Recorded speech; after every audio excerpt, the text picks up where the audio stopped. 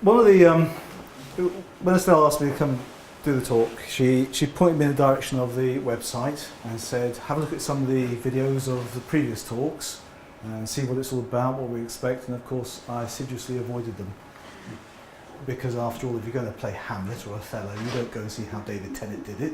You did it your own way. But I am conscious of the fact that your talks have been about the themes of planning, urban design and development, and how you get things going in a place like St Ives and what it's about. So I will be touching on that, and I'll be touching on that on the main body of the talk. But because that's the way these talks are arranged, I thought I'd better just touch on those things and tell you what I'm not going to talk about. And really what I'm not going to talk about is all the things that the introduction suggested I was going to talk about, which is, I suppose, fundamentally, why do we feel, or why do I feel, that the historic environment is an integral and important part of planning and design, or context? Why should we bother? Why should we care? And I suppose the glib answer, and I know it's one that I have given in my time as a conservation officer, and I know it's one that planners and politicians trot out, the glib answer is because we have to, because it's part of the law. It's there in the Planning, Listed Buildings and Conservation Areas Act 1990, and therefore just put up with it. As I say, I've used that argument. We could quote various charters, international treaties, the Venice Charter, the Athens Charter, the Valletta Principles, the Borough Charter. The weight of international opinion is behind the idea that conservation, historic buildings, historic places are important to the whole planning process. I could talk about that, but actually I'm not going to. You could probably tell, actually this is quite a pretty cover, but most of the books and documents are grey, and frankly the subject is pretty grey as well. But there is international weight of opinion. There are books on the philosophy of conservation. There are very good documents by English Heritage, Conservation Principles, which will tell us all about understanding heritage values. They'll help us define what those different types of values are. I'm not going to talk about that because it's a whole series of lectures in its own right. They are important. Standards and guidance. This happens to be from the Institute for Archaeology, because we're not just talking about listed buildings and townscapes and streetscapes, we're talking about what's underneath the ground, and indeed whether or not a building like this, the exercise that went through on this building, for instance, when we did a historic analysis of it, was effectively an archaeological study of a standing building. So these are all the issues which I kind of suspect some of the previous speakers may have touched on, or the equivalent in planning terms. We could go to national policy guidance, and the only thing I would say about the NPPF is, for the first time, the historic environment is put at one of the core planning principles. It's part of the definition of sustainability. It's part of the consideration which every application has to go through. We could even, bless our socks, go to the Cornwall Local Plan. I would love to recommend you go and do it. It's a joy and a pleasure to read. But it does have policies on design, which do talk about understanding context, clearly consider the existing context, contributes to social, economic, and environmental sustainability. It even has a policy, and boy did we fight hard to get this in, on the historic environment.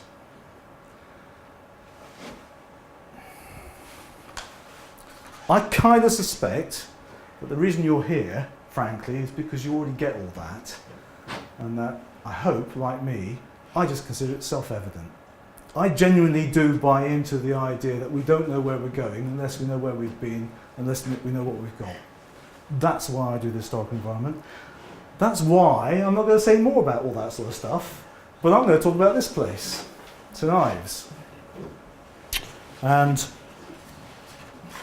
there's as many blank sheets of paper as there are blank slides. That's good.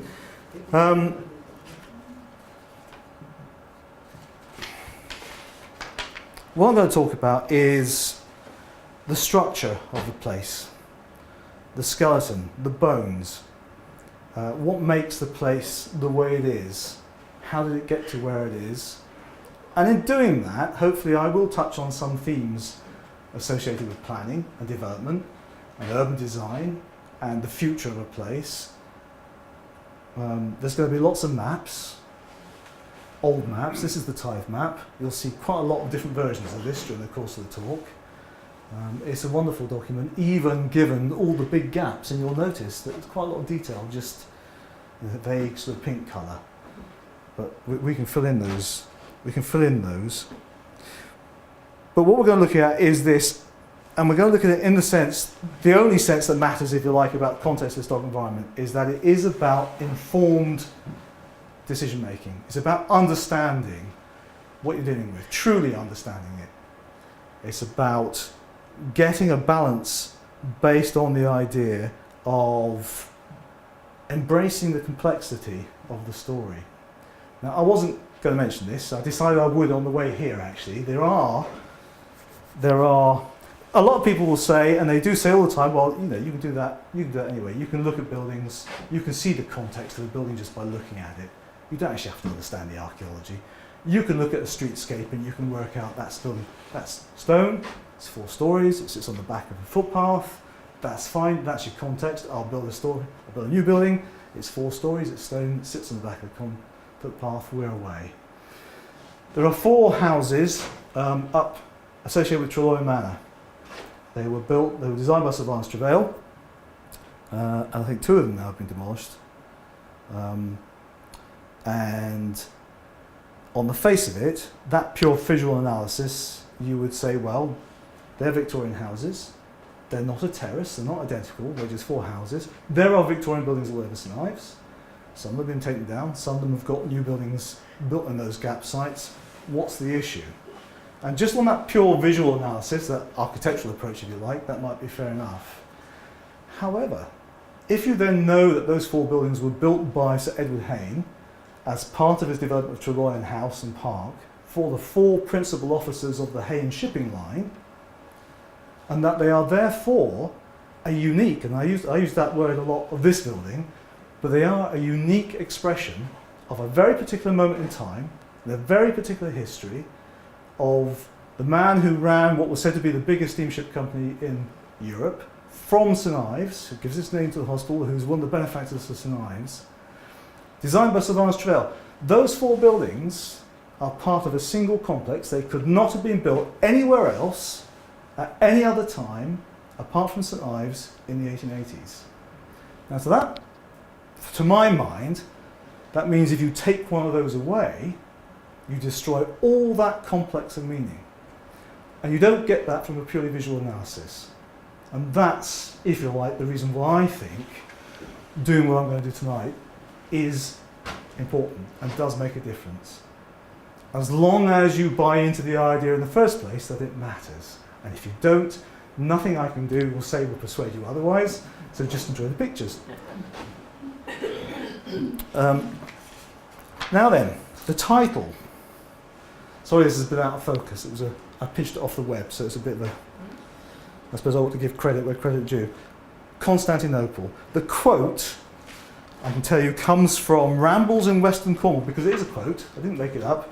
Rambles in Western Cornwall, in the footsteps of the giants, with notes on the Celtic remains of the Land's End district, the islands of Scilly, by J.O. Halliwell, Limited, London, 1861. Above all, from this spot is the unique prospect of St Ives. ... Absolutely glittered in the sun, ornamented the sea, a sort of minor English Constantinople. Now, it's interesting, really. I've struggled to see how he came to that conclusion personally, but if you look at some of the art, and heaven knows that looking at the world through the eyes of the artist is one of the great themes of St Ives anyway, so perhaps it's a very valid way of approaching it. This is all pictures of Constantinople, ships, hills, buildings. This one actually, if you reverse that picture and scale it down a bit, it could almost be St Ives. You see where he's getting his ideas from. And then when you compare it with St Ives, and the colour and the brightness and the light. Well, maybe with that eye of the artist, there is something of Constantinople in it.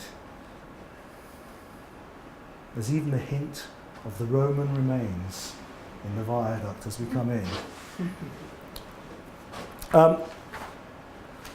But actually, I suppose you could argue that one of the things that connects the two places is an almost, and this is a great pun, I shall use it more than once, a Byzantine complexity, layers of meaning, layers of different ways of looking at St Ives. It could be this ethereal fairy tale exaggerated, that could be Constantinople.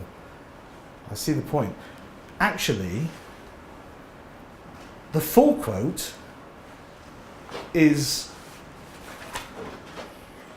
no one could fancy as one sees the town as if it absolutely glittered in the sun and ornamented the sea, a sort of minor English Constantinople, how squalid a character is the mass of buildings there, and how an anticipated romance will be dissipated by a visit.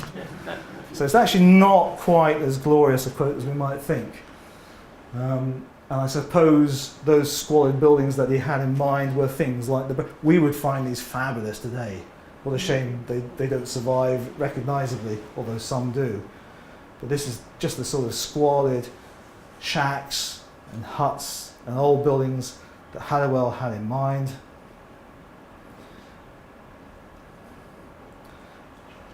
These ones here I love. This is actually Carbis Bay before any development took place, and as you can see, these are probably upturned boats, but they're just thatch held down by bits of rope, driftwood huts. And actually, if you remember that picture, because that's really St Ives in the early Middle Ages. That's what you started off like. So bear that in mind, because that's the origins of St Ives. When we're looking at St Ives and we're thinking about what possibly to look at, and this is another issue with historic environment, as it is with so many other specialist areas, I suppose, it would be easy to dismiss St Ives in 3 words: tin, fish and art. There you are, that's St Ives, thank you very much, we can all go. But actually there's a huge complexity about this little place.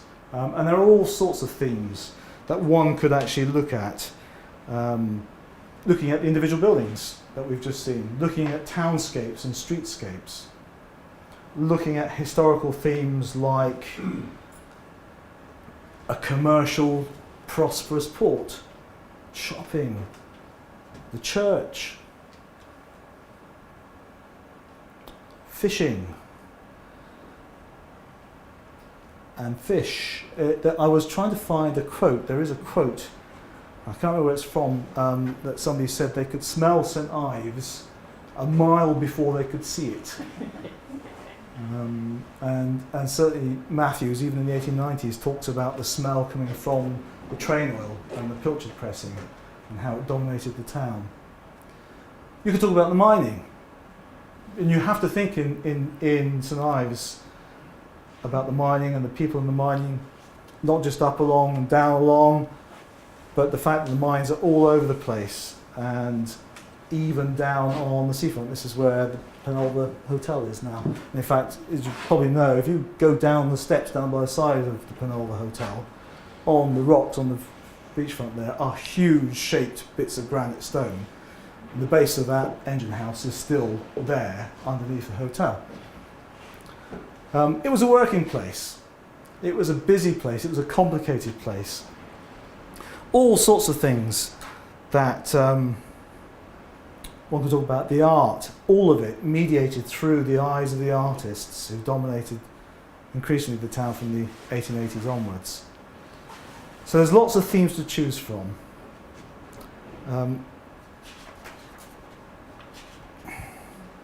I'm going to talk about roads.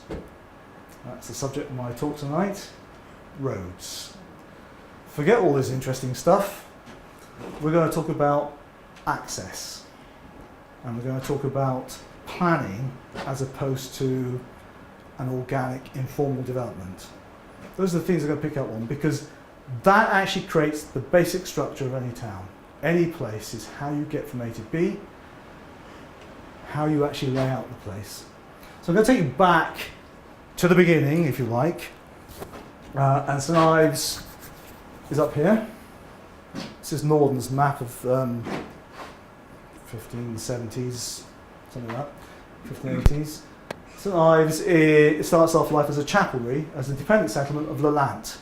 And Lelant is down here, up the estuary, and was the principal settlement in the area.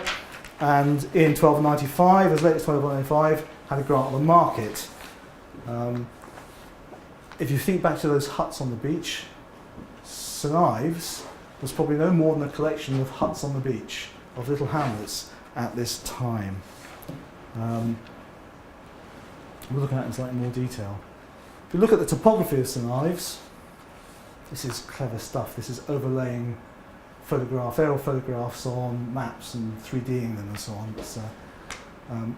It's got quite a limited hinterland.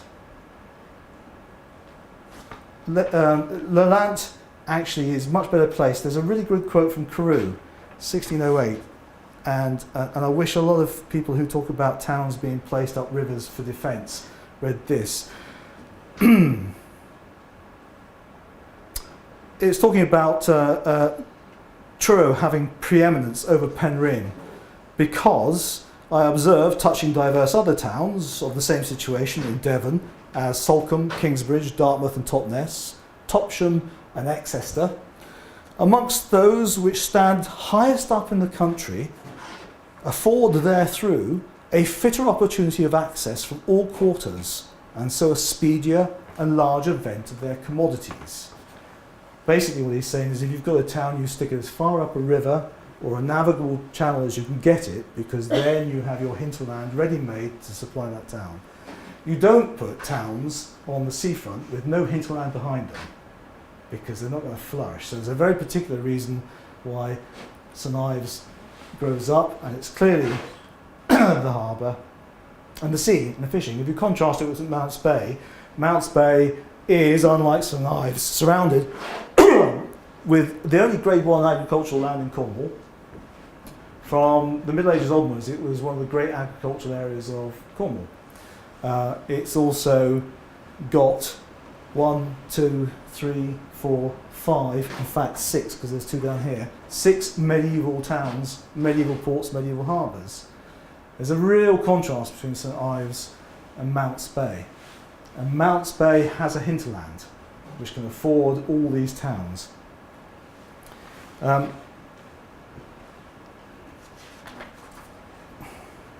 So when you go back to the very beginning of St Ives, in 1295, Lelant is the town.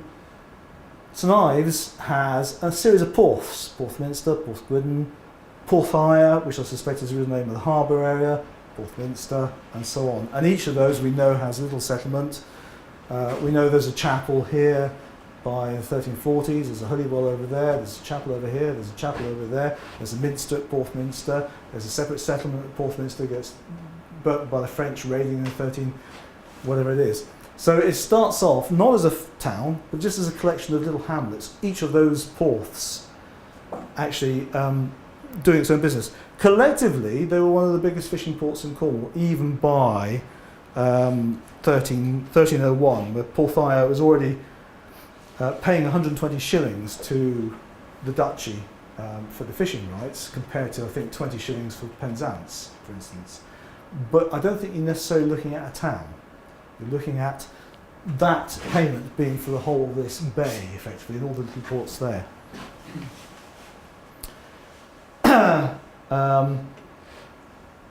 So they're filling up these things here. So my interest then is, when does Porthire, when does St Ives come into being? When does it develop as a town? And how does it develop?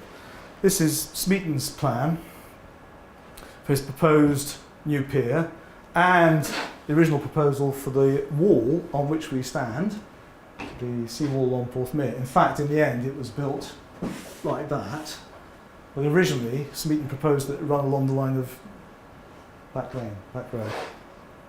And this is the original position of the medieval pier off Carn Glaze. But just an interesting point, you know, St Leonard's Chapel the chapel on the pier. It has a little plaque on it, and that chapel is over there. And that's a medieval chapel on the pier, and there's the medieval pier. So, yeah. So, there are lots of assumptions made about places. Things get into people's minds, and people get set with ideas, and I think you should never be afraid of just blowing some of those myths apart if you can.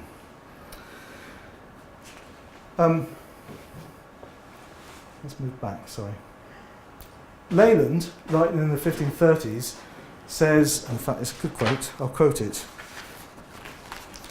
"The place that the chief of the town hath, and partly doth stand in, is a very peninsula, and is extended into the Sea of Severn as a cape. This peninsula, to compass it by rote, taketh little of a mile.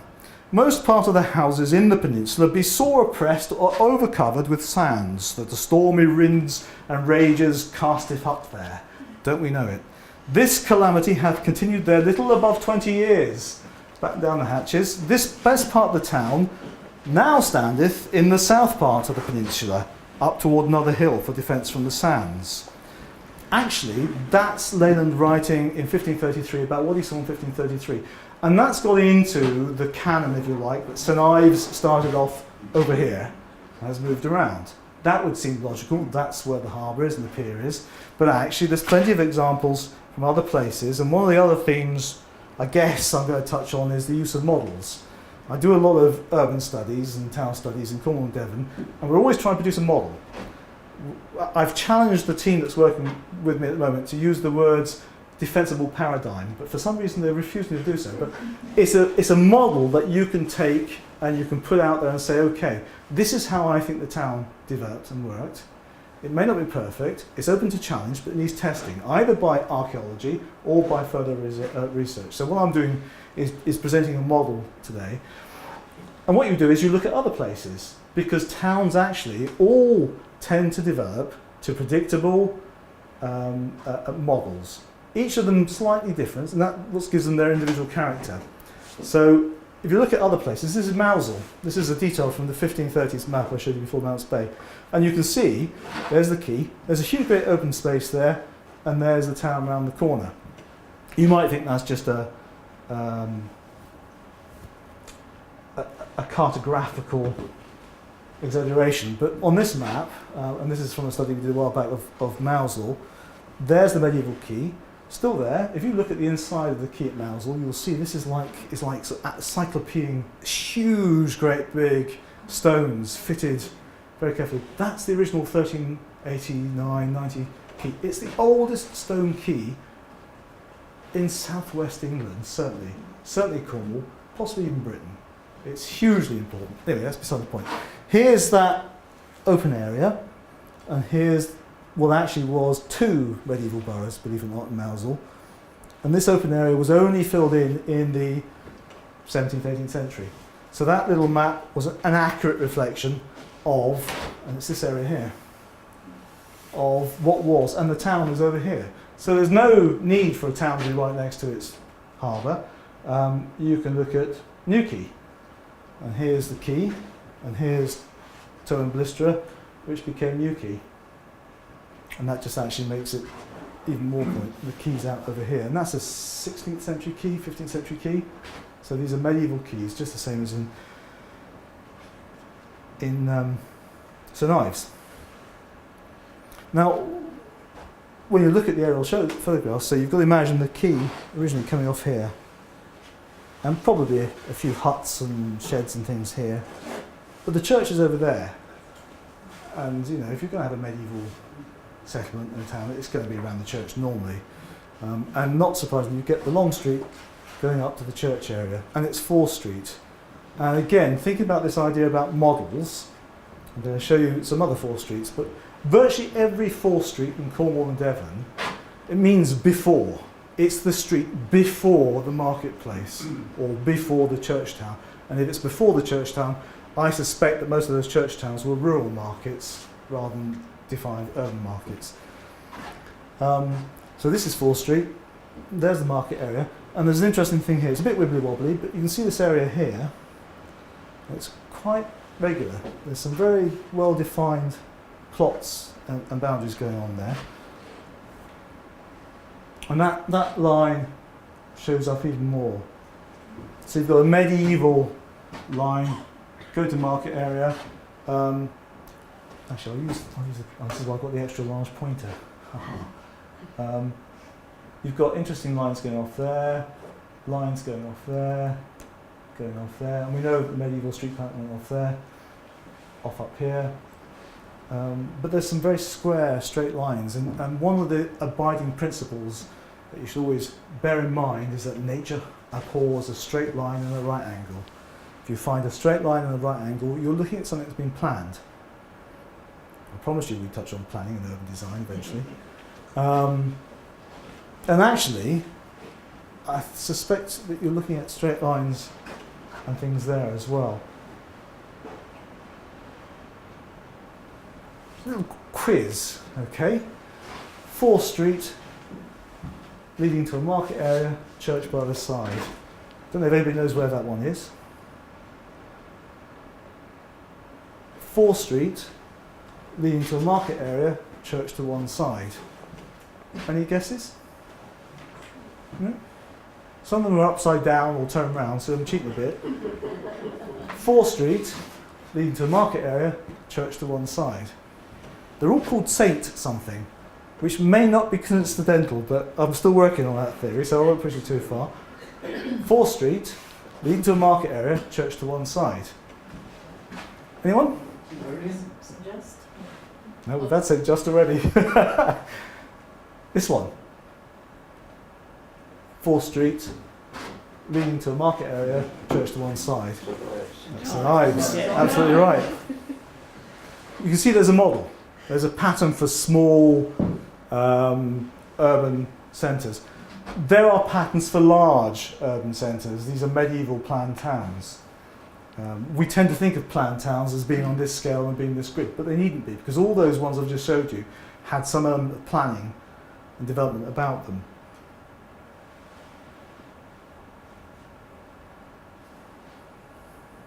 This is Llyswyddiel, which is always said to be the only planned medieval grid town in Cornwall, and one of the very few in the southwest.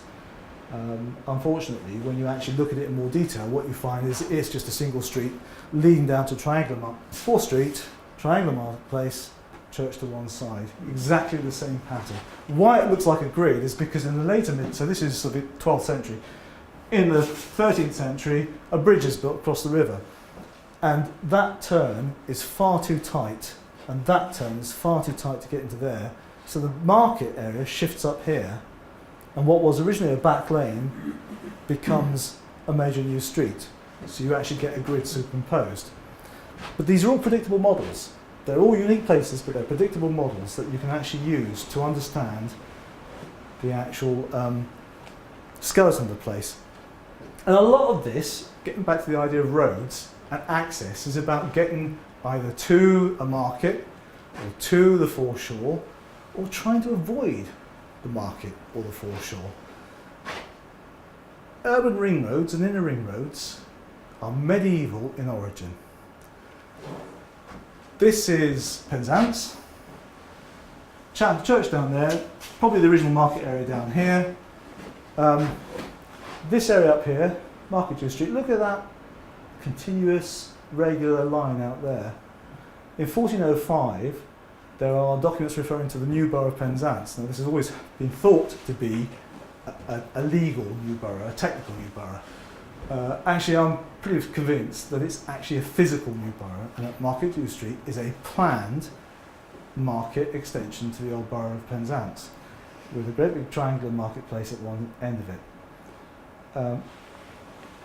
The old roads from Newlyn are along this way. You have to go down the bottom of the hill, through the market area, up the long street. So what they do, probably in the 16th century, they build a new road which bypasses the old main street, goes straight into the marketplace. In the 1820s, there's a bullock, about 1812, there's a bullock market and cattle market built up there. So what do? They build a new road that bypasses the market area and leads to the new area.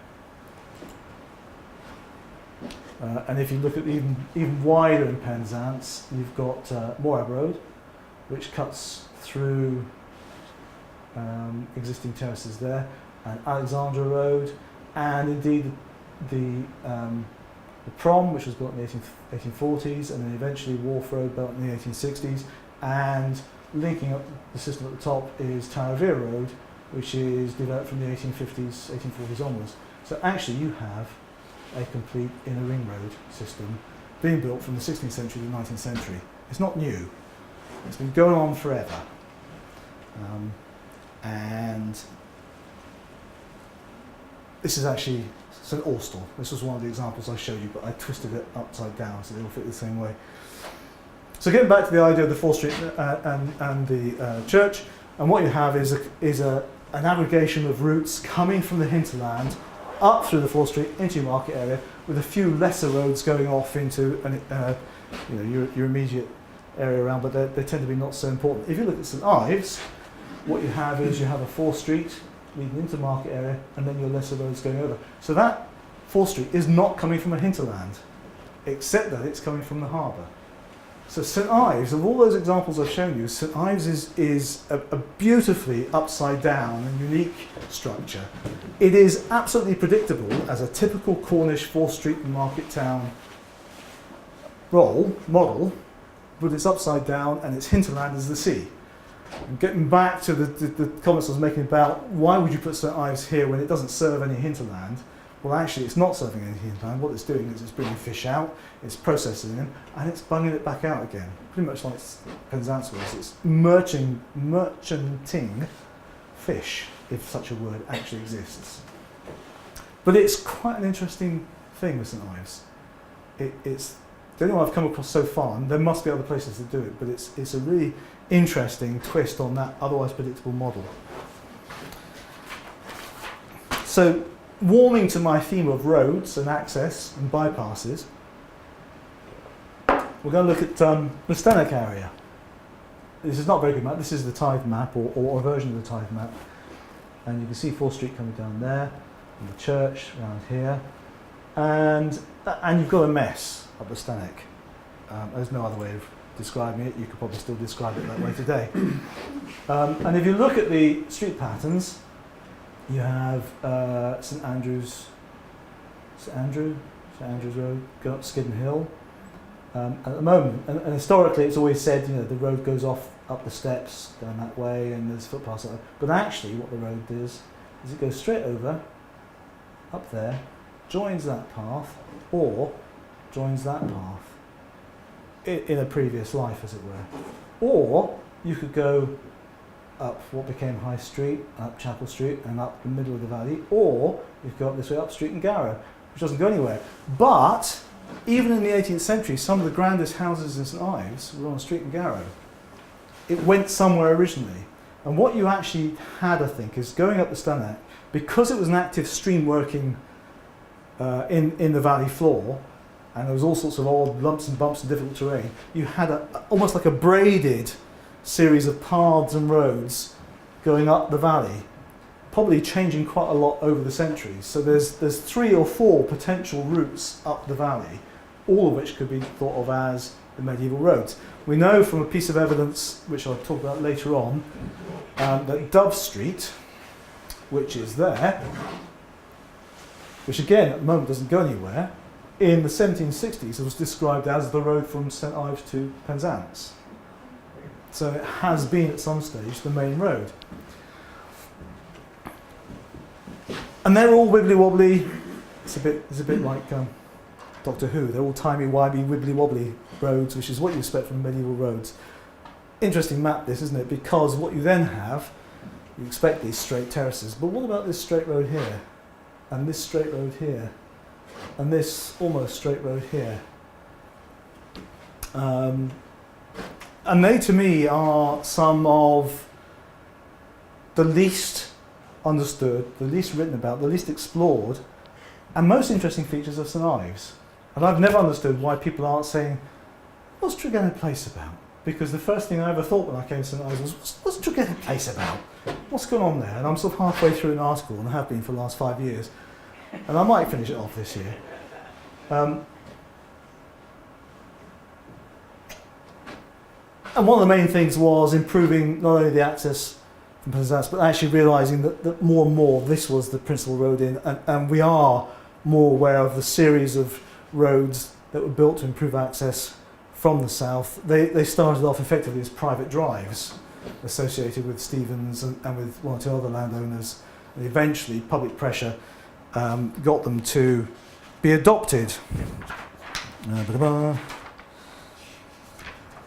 Let's see if we can get this. We've done the inner ring roads. I'm not keeping up with my notes, I do apologise. And most of this seems to be taking place in St Ives from the 1760s onwards. And behind most of it, I suspect you'll find John Nill. We know of John Nill because of the Nill Monument. We know of him because he was the main sponsor of Smeaton's harbour and pier works. But his name and that of Samuel Stevens keeps on cropping up in all these improvements in the town in the 1760s, 1770s, 1780s and so on. And here's a detailed map. One of the things, and I hope this is the right sequence, because of course, although I've numbered my slide notes, there aren't any numbers on the slides, so I don't know if I've got the right one or not. One of the things, which is an interesting piece of historical detective approach, if you like, whatever you want to call it, is actually using the absence of evidence as evidence. And I say that because you'll notice that most of St Ives is just blanked out. There's little detail shown on it. This is a tithe map. So what it basically means is that, sorry, this is just sequences of those roads and improvements. We might come back to that one. This is talking about all the various routes that I've already mentioned. Where's Dove Street? It's going off there, isn't it? But these are the, and there was a pond, a mill pond, and leats and stuff over there, which effectively stopped development of the roads in that area. These are the steps. Again, they're always said to be the original route out to the south, and they probably indeed are. The road to the left was built as a private road, and only in the 1780s, 1820s, and only adopted in the 1830s under public pressure.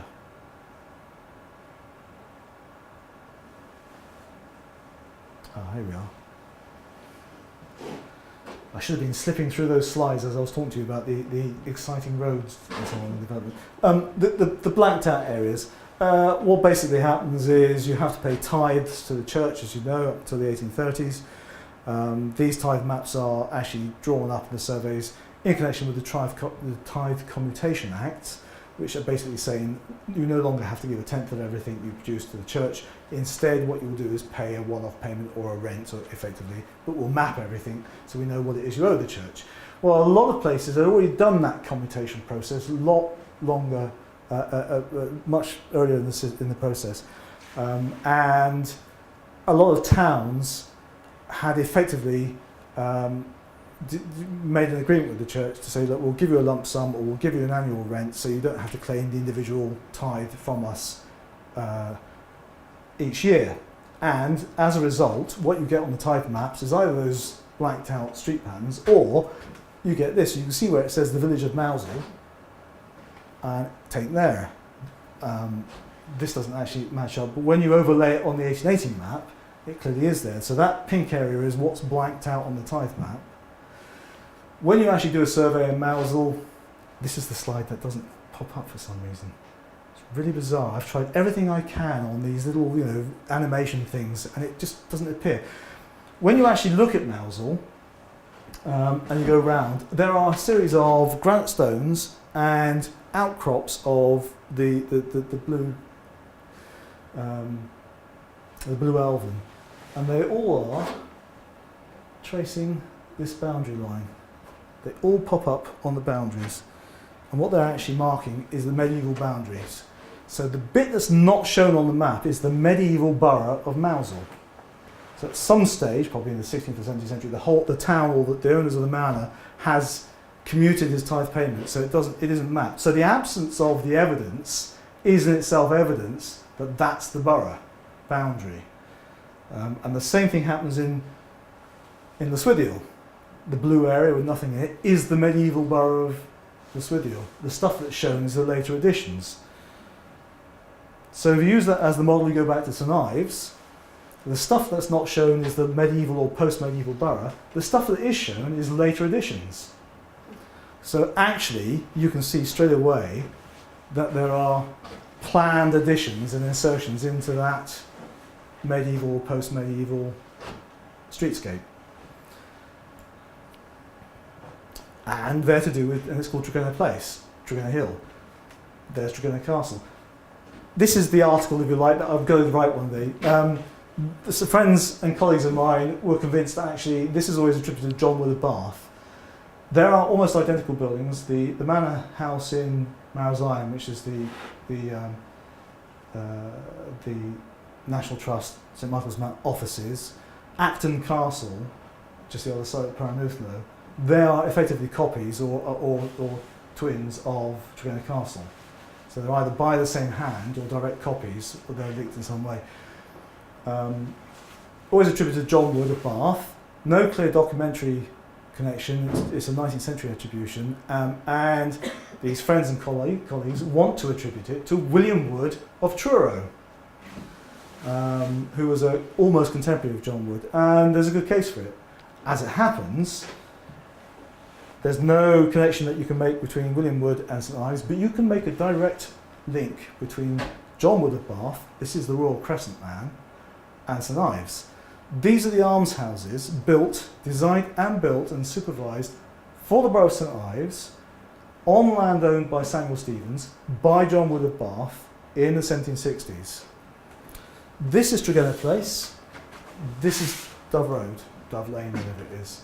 If you know the old jail, which is, and I'll show you some photographs, that sits in there. And the courtyard sits within the courtyard. The white brick buildings along Tregenna Place are there. These buildings, I think, are probably still there. There is an important building by John Wood of Bath, the architect of the Royal Crescent, sitting just off Tregenna Place in St Ives. So this is Jail Yard itself? Yeah. Well, no, Jail Yard is actually fitted inside that courtyard. Oh, I see. Okay. But there are still some buildings around it. You might see it from the aerial shots. So it's a ghost of a building rather than the whole thing. But at that, when this was built, this is 1781, this engraving, but it was done in the 1770s or 1760s. Tregenna Place didn't actually exist, it was gardens here. And then, if you look at the buildings in Tregenna Place, actually, they're all like this to start off with. They're all two-storey, big square granite, and they're very regular, and it's all obviously a piece of planned townscape. Now we know about Lemon Street in Truro, and we celebrate it as this piece of planned townscape. Why don't we know about Tregenna Place in St Ives? Because, go on, be honest. Hands up who knew about Tregenna Place in St Ives, about being a piece of 18th century planned landscape, possibly by one of the greatest architects of 18th century Britain, John Wood of Bath. However, you have to be careful because William Wood actually was responsible for Lemon Street in Truro. You've got the Royal Hotel on the left, he designed and built that. He was the supervising surveyor for the Lemon estate. Didn't design all the buildings, but he kept an eye on Lemon Street. So actually William Wood is still a potential candidate for Tregenna Place. That's why the article is only half finished, because I haven't proved it one way or the other. But it's beginning to lean towards John Wood. But this is significant town planning. This is, and quite intrusive town planning. And I shouldn't really say that because it's a gift to all those evil developers and unscrupulous architects out there. Heaven forfend that there should be any in St Ives.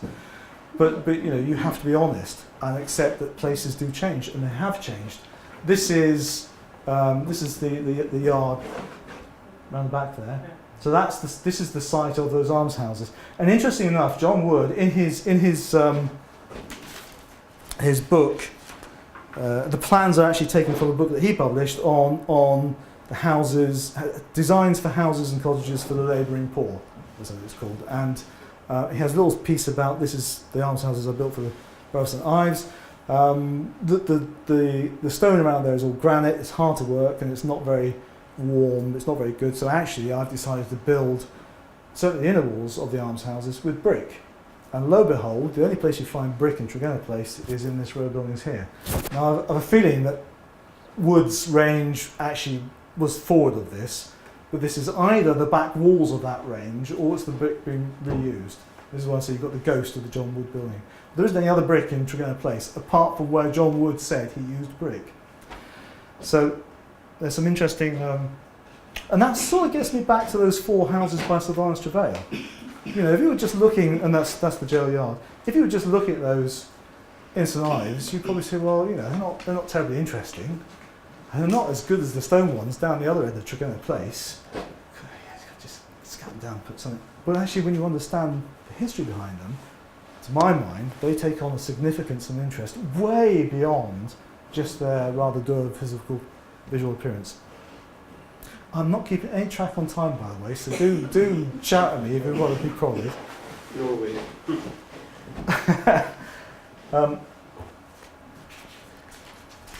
So that's James Wood. And interesting enough, there's a whole series of correspondence which is in Matthews about Stevens and 1 or 2 other people actually, I think, talking about the new road along here and the improvements to the new road along there. But I suspect also about Tregenna Place. And they're saying things like, in 1782, John Nill took an active part in the scheme for the construction of a new road in St Ives. Following are copies of the letters.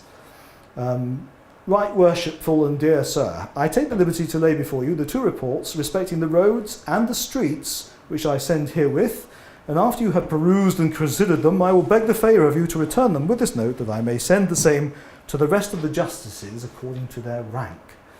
Mr. Stevens had offered to make the whole second hill for 5 shillings.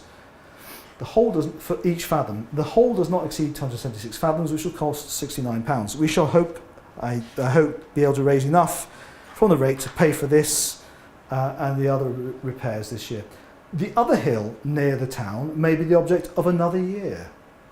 So there's another plan for another hill. So 1780s is when they're doing all this stuff. And the earliest deeds I've been able to look at, find, date from about 1800. So it all fits in that sort of time.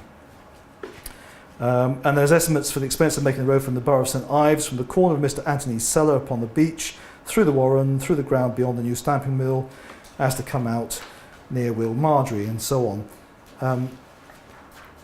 So you've got this whole exciting thing of planning and development. If let me see if I can find another one of those wonderful aerial shots. There you are. There we go. So this is this area here we're talking about, and Shoot. Is it Shoot Lane, Shoot Road, where the town hall is now? It is an older road called Street and Pole, but in the 18th century it was also known as Shoot Lane because there was a water chute there. But it's dead straight. That's not medieval, so one suspects that's part of it. Gabriel Street. Yeah, I should know this better. I should have this off the pat, shouldn't I? But Gabriel Street, dead straight. And again, we know that the medieval routes went up here. There's Street and Gallery. You can just see the line of it carrying on up there. That's one of the medieval routes. The other one is, there's the old jail, which is there's Dove Street. That was another one going up there. So these I think are, if not completely new, they're part of this 18th century intrusion into the townscape. But the other area that was heavily done in the 18th century, 19th century, was the market. And I haven't really touched on the 1490s market house was in the same place as the 1832 market. There's evidence of straight lines, and I've kind of realised I've missed out the entire late medieval creation of the new town of St Ives, but I think you're looking at the Champernowne family, who were responsible for getting the church, although we know there was a chapel earlier, but the church is built, as you know, in effectively one phase from 1408. Lord Willoughby, or Sir William Willoughby, wasn't it, who became Lord Scroope, then takes on the whole business of getting a market charter, building a market house in the 1490s, building a blockhouse down here. And incidentally, I think that 1490s blockhouse is still there. I'm not sure if I've got photographs of it or not. Down by the current pier. Effectively, I think you're looking at, certainly this bit, you're looking at a planned medieval borough of the 1490s. Forgive me missing that bit out, but again, that's very interesting, because if you go back to the works of the great Maurice Beresford, there's magisterial stuff, the planned medieval new towns of Britain and so on, written in the 1960s albeit, but it says the last planned town in England is Queenborough on the Isle of Sheppey, 1338 or what have you. Well, clearly, if there's a planned town being built in Cornwall in 1490, then he's wrong. As it happens, there's lots of evidence for lots of medieval extensions or alterations to towns all over the country in the later period. Maybe not completely new sites, but definitely new layouts. And it's the hand of planning and conscious urban design going on. But in the 19th century, the same process is going on in High Street. And again, the fact that it's dead straight on the map is something of an indication. This is what the area around the marketplace used to look like. These old inns with their apprentices were celebrated haunts of all sorts of disreputable people, not least John Mill. And they would be all tidied up and cleaned up and straightened. And again, as you're going around the corner, you do get a sense. Interesting enough, apprentices, just an aside, if you know Brittany and France in particular, you'll know that around most of the marketplaces in their towns, they have columned houses and columned apprentices, a bit like the Butterwalks in places like Totnes and Dartmouth. Every example I've found in Cornwall of a house with columns or with apprentice has been around the marketplace. And we've actually used that evidence in in Mousehole, because there are columned houses or were columned houses, to locate where we think the marketplace was. And it works as a model. So again, there's predictability about the historic environment, and if you understand what those models are. Anyway, so the old marketplace, and again, now it's all fairly uniform, quite nice, but not the most exciting 19th century architecture going. But it's a deliberate attempt, if you like, let's go back to it, to create a new town centre. This is where all the banks are. This and that end of Tregenna Place is where the post office is, where the library is, where the chapels are, where all the big institutional buildings are. There's a deliberate creation of a new town centre. Again, it's something which I don't see in the historic record for St Ives, but it's a major transformation and quite distinct character. And the other sort of area of transformation, if you like, is the seafront. If you know Falmouth, then you know that the whole St Ives seafront was effectively like Falmouth still is, with individual little alleys going down to individual little slips and individual little quays and no continuous public access. As you know, Wharf Road, I think, was built in the 1920s, but before then. And actually, if you walk along Wharf Road, and from the other angle it's much better, you can still see where the building lines jut out, go back in at an angle, and they're following the old shoreline, and they're adapting to the old line, not the imposed route. But it's just like 1843 in Penzance. It's this whole idea of the inner ring road, the new access, the improvements and so on. And this is just a couple of shots to show that change in the harbour area. And the other element, of course, is the coming of the railway. I could have given you a whole lecture about I could have given you a whole lecture about seafront defences and seafront engineering. Who would have known that if you'd said to somebody, well, where can I go in Cornwall to look at really major engineering? Where can I see the impact of engineering? St Ives. St Ives? Well, yeah, absolutely, St Ives. Nowhere better to see the impact of major engineering schemes. There's a famous poster, it's a railway poster, I've got it on one of my walls, I know, and it says St Ives, the resort which has retained its quaint charms.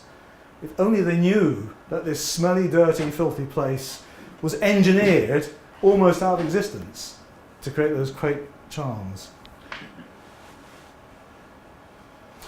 And it's important because with every ring road, as we know, we have the ring road effect. If you build a ring road, development will surely follow. Only build and they will come. This is Porthmere. We're actually,